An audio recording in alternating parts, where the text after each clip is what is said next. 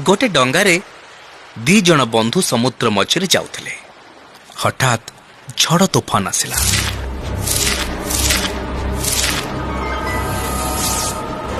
डंगाटी ओल्टी गला। दी बंधु कौनसी मते बंची गले आ पहरी पहरी गोटे निर्जन द्वीपरे लागिले। निज देश को फेरिबार किछि भी रास्ता नथिला। जदि कौनसी डंगा की जहाज आसे तेबे जाई फेरी परिबे। जणे बंधु आर जन को कहिला, चल आमे तुहे ईश्वर को प्रार्थना करिबा। तमे दीपर एपटे मो दीपर सेपटे। ईश्वर जहार भी डाक शुणिबे आमे बंची जिबा। प्रथम बंधु ईश्वर को प्रथमे किछि खाद्य मागिला।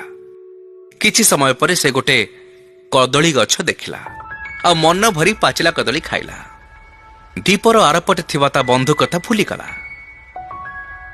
ता परदिन सेई बंधु ईश्वर को कहिला, एका एका भल लागुनी, मते स्त्रीटीए दियंतु। ठीक घंटाए परे गोटे भंगा डंगा आसी से कूड़े लागिला आ सेथिरे जने स्त्री लोक थिले जीए झड़रू बंची जाइथिले। स्त्रीटीए पाई से बहुत खुशी रे थिला। तापर ईश्वर को नुआ डंगाटे मागिला। सतकु सत नुआ डंगाटे आसी पहुंची गला। से ता स्त्री सहित डंगारे गला बेले ता स्त्री ताको पचारिला, तमे कौन तम सांग को छाड़ी दे जीव? से उत्तर देला, हाँ अरे सेटा आम गुड़ियाटा। ईश्वर मोर सबु प्रार्थना शुणिले, तार तो गोटे भी शुणिलेनी। ताकू सांगरे नेले ए डंगा भी बुड़ी जीव। ता स्त्री कहिला, किए तमको कहिला ईश्वर तमर सबु प्रार्थना शुणिले? से केवल तम बंधुर प्रार्थना शुणिछंती।